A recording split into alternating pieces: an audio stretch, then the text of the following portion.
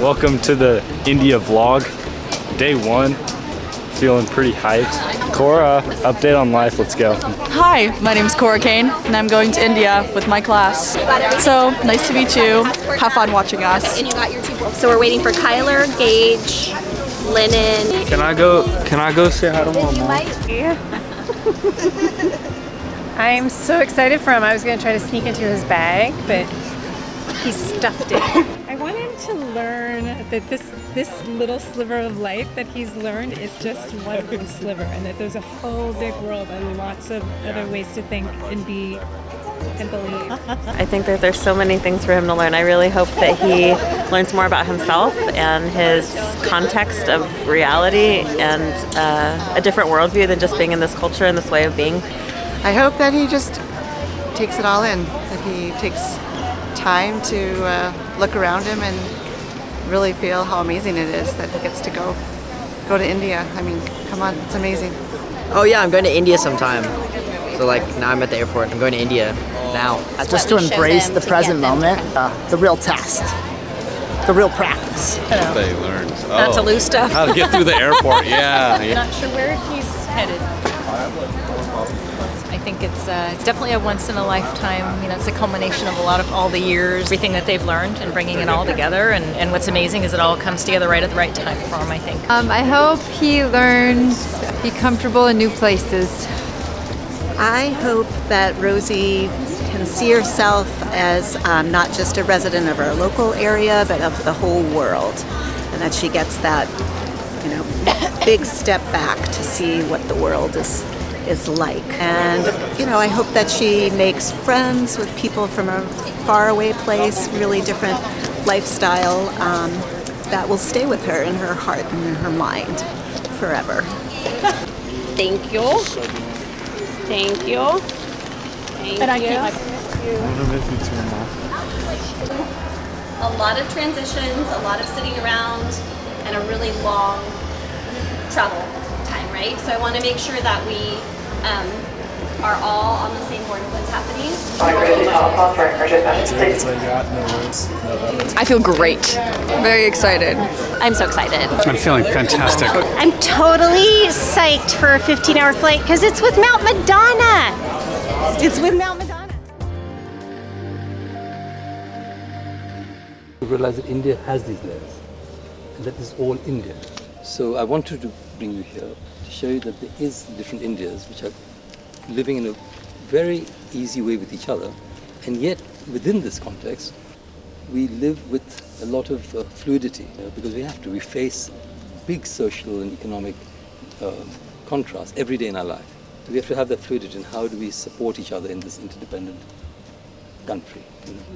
If you think that you're coming to help something here, forget it. You're coming to help yourself. You're coming to educate yourselves.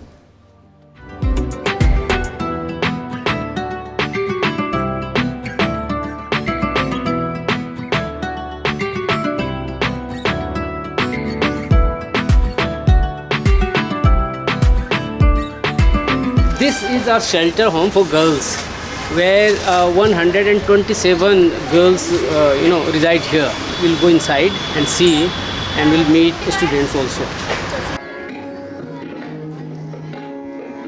ASRA is not just a charity but a channel for empowerment through education, nutrition, healthcare and shelter homes, starting with street level mobilization. ASRA prepares children for mainstream education, translation to higher studies and skill training.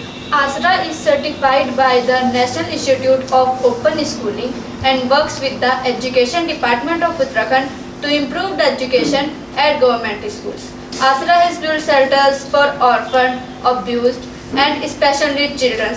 Technology has enhanced all the ASRA programs from mobile learning centers to mobile computer labs. Thank you. This morning we landed in India. Right now we're at ASRA Trust. Hosts girls who are very, very cool. The girls are from the slums and the streets. For me, what I enjoyed was hearing about their creativity. But lots of them were like, I dance, I paint, I do this. They're learning these incredible dances and they performed it in front of us. If you're ever feeling lazy with your creativeness, think about the people who are working with nothing and are still making stuff. So that's what's fresh on my mind. And these girls gave me a lot of inspiration.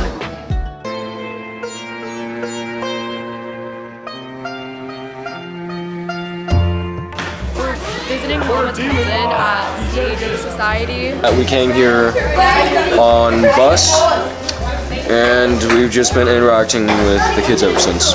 When we first showed up at the CED Society, I was much more nervous than the kids were. And then pretty immediately they pulled us out and we started playing chess. Like just realizing that like they didn't care. They just wanted to hang out, they just wanted to play chess. They just wanted to be with us. I've been playing tag, badminton, ping pong, basketball. He has a bunch of kids that he does rescued from the Himalayas. Mostly girls because a lot of times they don't have very good conditions at home or the families didn't want them. That girl. Rosemary? Yeah. No touching the chairs. I think Eli. Unlike anywhere I've ever been before.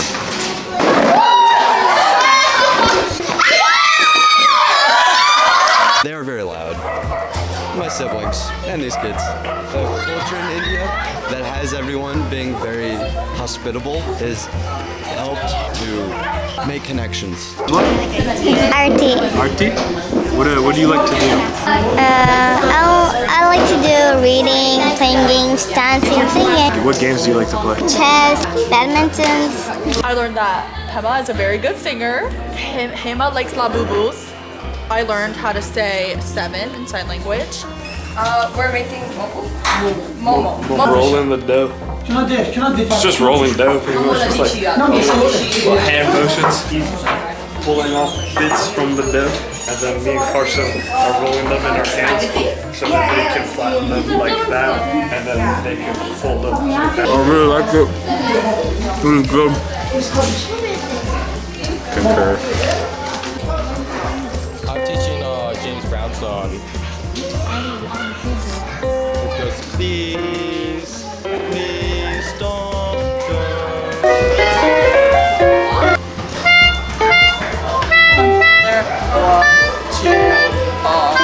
When you start thinking about the people that are there, not the actions that you're doing, not the destination, it kind of opens up the journey for you, makes something real. And it's really awesome to connect with someone that you think you don't have much in common with because different world, different background, different everything, but turns out there's tons.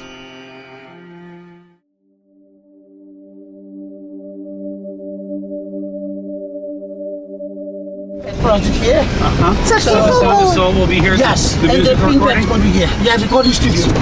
We were just with Mama Tenzin at his Pink Pads project. He's currently working towards creating sustainable, environmentally friendly, biodegradable menstrual products for women. He has the entire building set up and all of the machinery there. It's just about getting funding. What he's hoping to do is take these sustainable products up into the super rural villages, Himalaya mountains, where menstruation is seen as completely taboo and nobody talks about it. Anything to do with pregnancy, menstruation, birth, anything like that is just not talked about. So women have little to no access to any health care, to any support.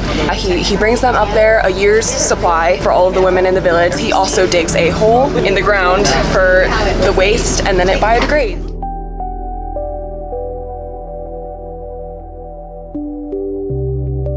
We're going to a nunnery to give them pads.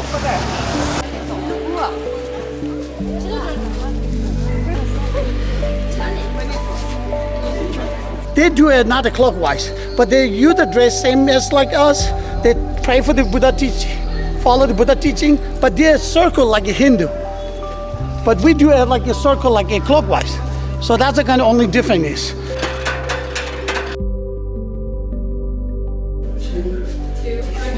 3, 4, 5.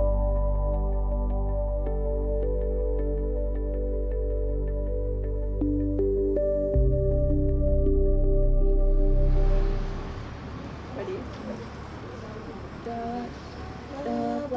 now we're at the ashram and it's more kids. But like immediately they start hugging us, telling us to play soccer, feeding us. Shannon was talking about it. She's like, hospitality is the language of respect and kindness, and all you have to do is accept it. That's how you be respectful, even though it feels like you're being given so much that maybe you don't deserve it. It's nice, and it also makes you want to reciprocate. Me right now, Yatra is taking it all in and being open to seeing what I can learn from everybody that I meet. I'm learning from this baby unconditional kindness and love. We're not worrying about anything. Holding this baby is my favorite form of meditation. We're in the present moment. There's nothing to worry about.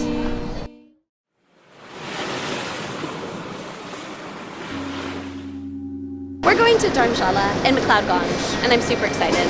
Don't fear. Don't fear, the llama is here.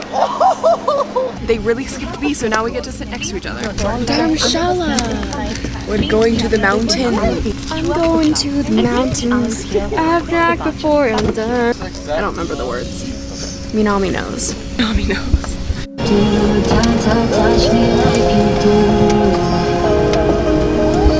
What are you waiting for?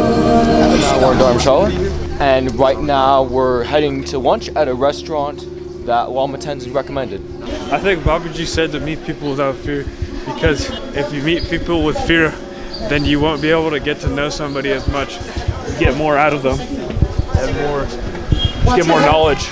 You might be able to make a new friend. Because if you meet people with fear, then you'll just be a different version of you that's not actually you.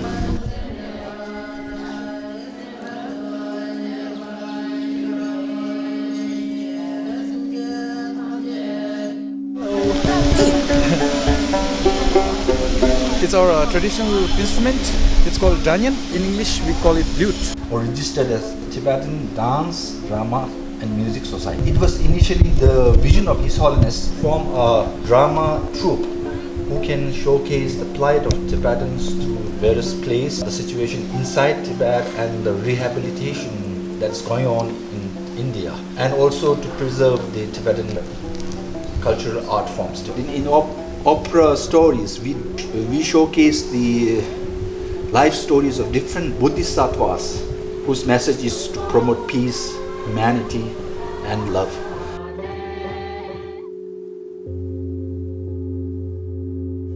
I feel like if you have fear when you're meeting someone, you automatically have a bias towards them. And if you have a bias, you're not willing to listen to their side or what they're doing, or like who they are.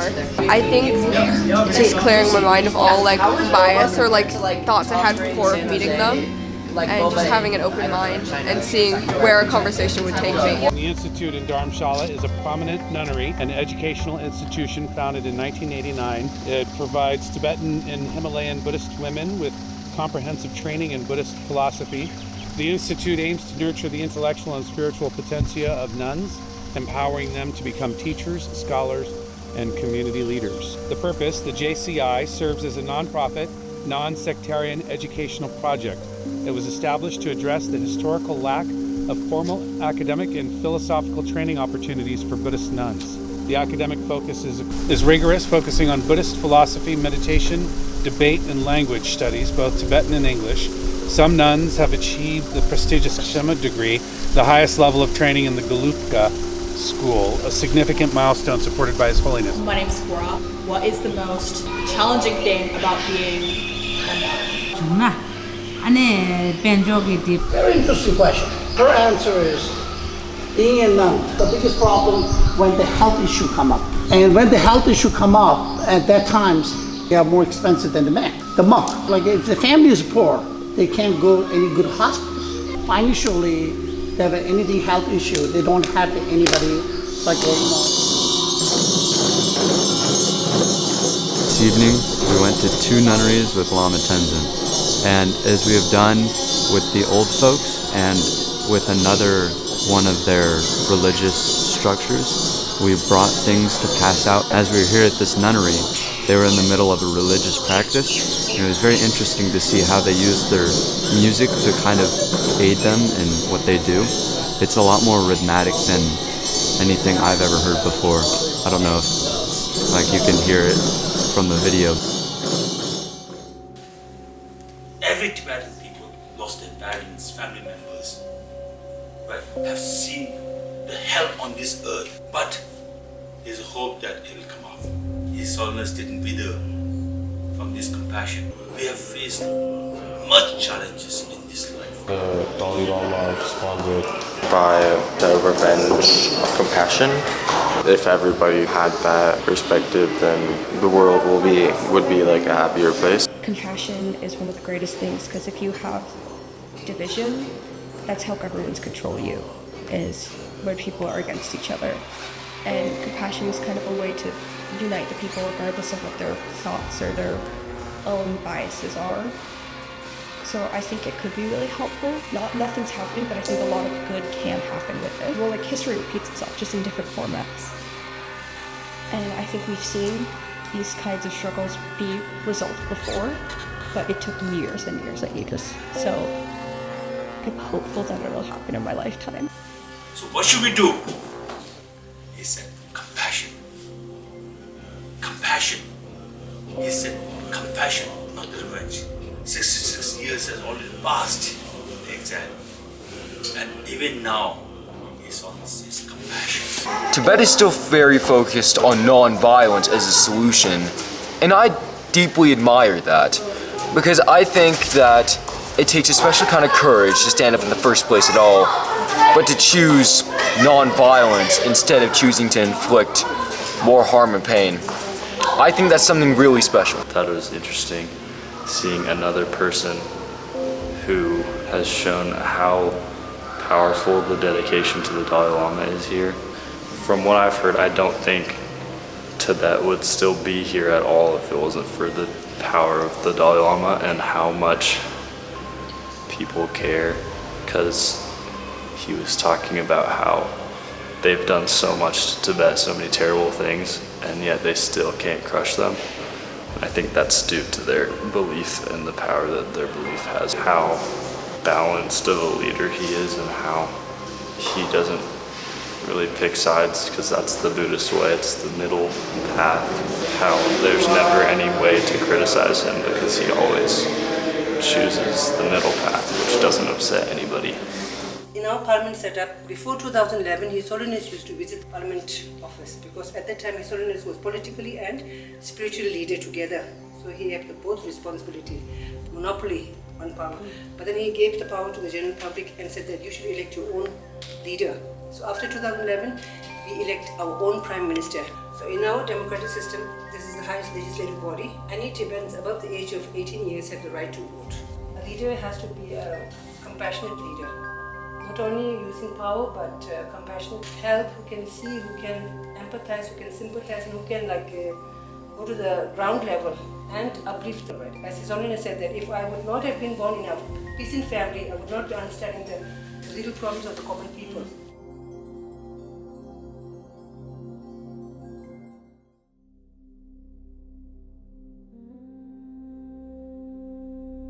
Our trip's name is Yatra. Yatra.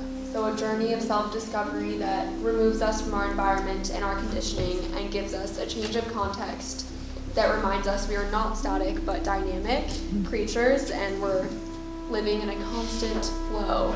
And so on the journey we try to liberate ourselves from assumptions and from thinking that make us feel trapped in one identity. I'm curious if you can explain how this idea of realizing the self, are we constantly changing, or is there a certain stage where we stop and we do realize the self? We are all on a journey. Yatra is journey. From the very day we are born till we die, we are on a journey, and we have certain purposes in life which are smaller purpose, but the greatest purpose in life is to realize oneself, to be one with the divine. Just like I have this pen with which I write, in this journey of my life, all of us have this body as one of our instruments, the mind as another very important instrument, and the intellect. Like any other instrument, I have to keep very well. I have to keep these three well. like the body, the sportsman. And the mind, with all its emotions, ups and downs, learn to keep it calm, okay? But how does one keep calm? There's many things to learn. And the intellect, sharp and subtle, to differentiate many things in life.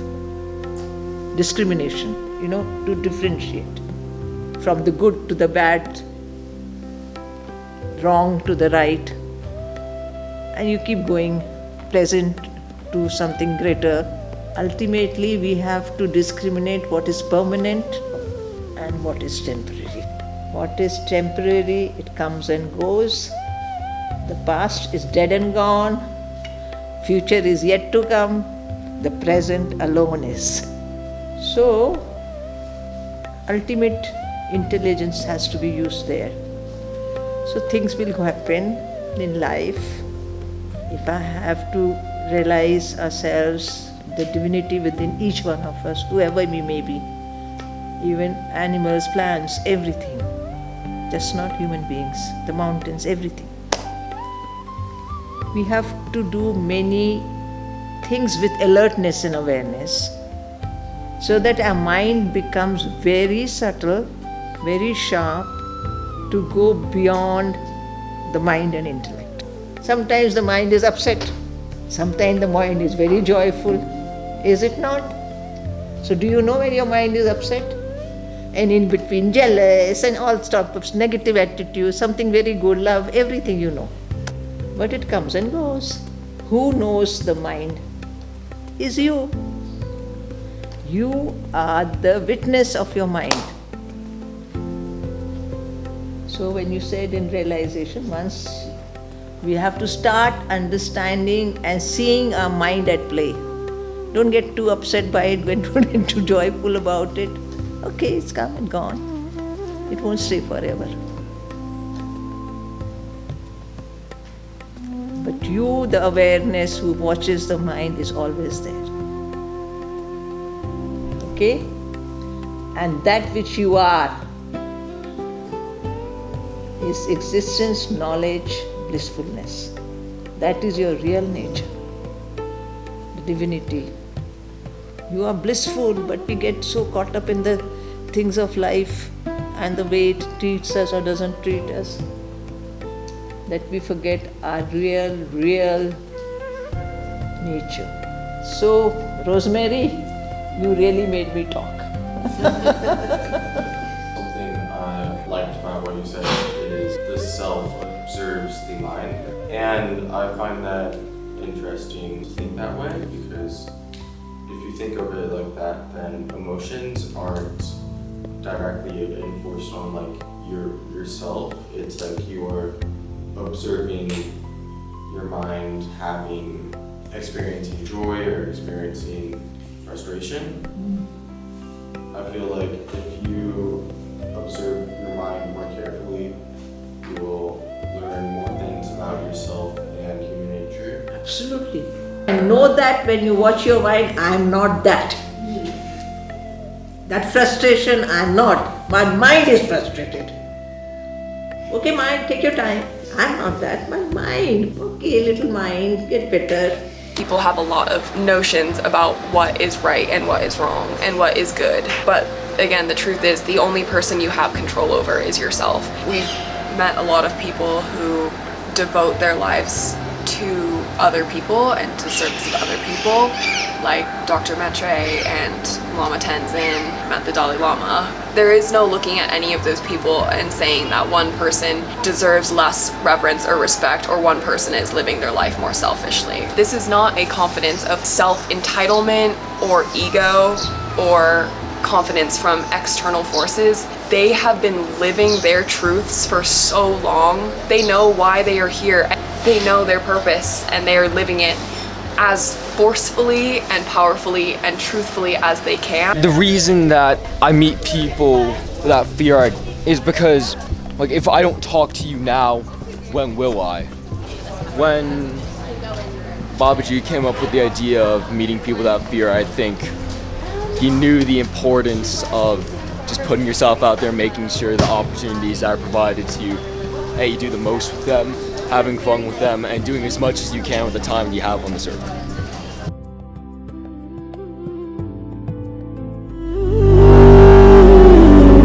I don't often put too much stock in people that are famous, and I try and remember that they're also humans too. But when I saw the Dalai Lama, I didn't see a religious figure, I just saw a kind man. Just the aura that permeated around him was just happiness and calm and kindness. Hard to find that in this world. We just got blessed by the Dalai Lama, and just the feeling, I don't know how to describe it. I don't know if you can, like, I can truly describe it. It was just, yeah.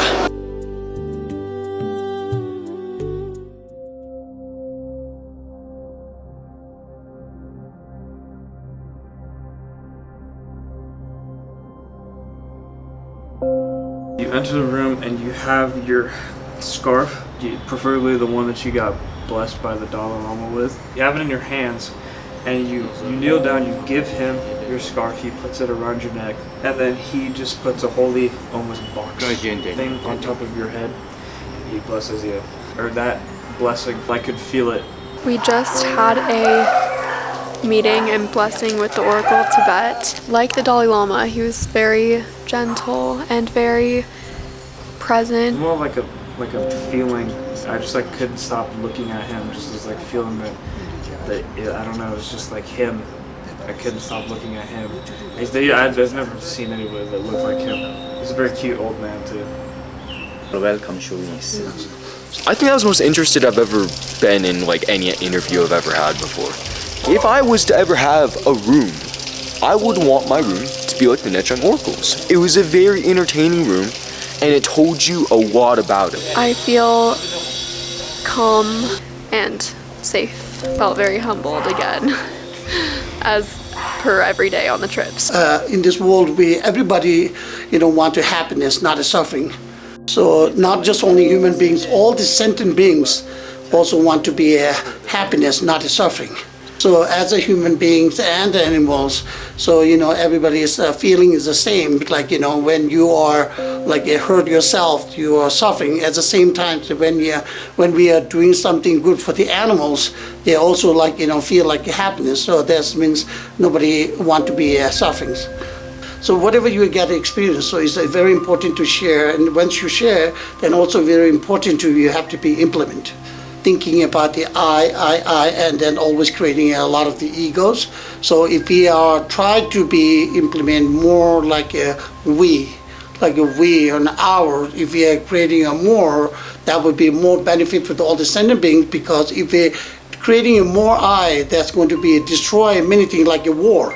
The war is not going to be any kind of solution. That's going to be both sides going to be destroy their life and the egos and everything. We are thinking about the we, then we are going to be creating a very large amount of the good community, so we can be always like helping each other and creating a beautiful like a community things. If you're putting the future of the seed, that will be benefit for the next generations. So he is exempling all the universal is kind of like a community, like a Mount Madonna. Building up the community, so the older people, they're retiring, and the new generation will carry on the legacy. The world is opening. My world is opening.